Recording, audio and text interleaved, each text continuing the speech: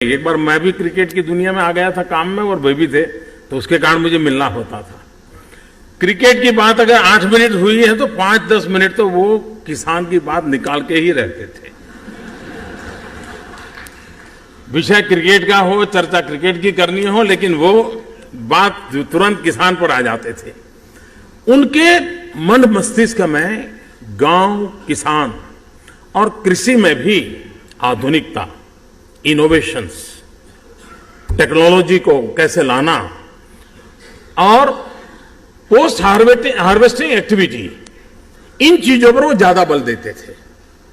यानी परंपरागत रूप से हम कृषि को जिस रूप से देखा है, शरद राव को कृषि को अलग रूप से देखने का उनका स्वभाव था, उनका तौर तरीका था। और मुझे लगता है कि उनका इन सारे, अभी भी आप कभी भी मिलिए और गन्ना से ऐसे गन्ना शब्द बोल दीजिए, आपको घंटे भर समझा देंगे गन्ना। सारे लेटेस्ट फिगर उनके पास रहते हैं। चीनी का क्या करना, एक्सपोर्ट कितना करना, क्या करना, सारी चीजें उसी में लगे रहते हैं। ये इन चीजों को दर्शाता है कि सार्वजनिक जीवन उनके लिए पद और प्रतिष्ठा से ही सिर्फ जुड़ा था, ऐसा नहीं है, लेकिन सार्वजनिक जीवन के माध्यम से उनका जो टारगेट ग्रुप है, उनके कल्याण के लिए, उनकी भलाई के लिए कुछ न कुछ नया करते रहना, ये अविरत प्रयास रहता था। जितनी भी आधुनिक टेक्नोलॉजी है, उसका हमने उपयोग करना चाहिए।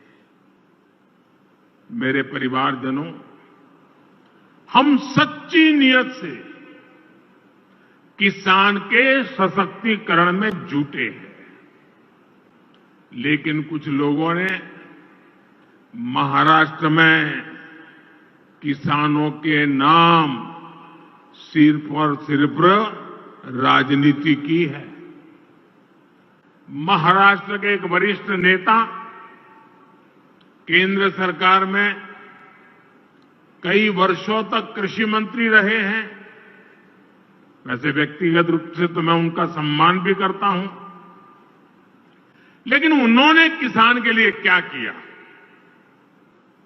7 साल के अपने कार्यकाल में उन्होंने देश भर के किसानों से, सिर्फ यह आंकड़ा याद रखना, 7 साल में देश भर के किसानों से सिर्फ 3.5 लाख करोड़ रुपए का एमएसपी पर अनाज खरीदा, जबकि हमारी सरकार 7 वर्षों में एमएसपी के रूप में इतने ही समय में 13.5 लाख करोड़ रुपए किसानों को दे चुकी है।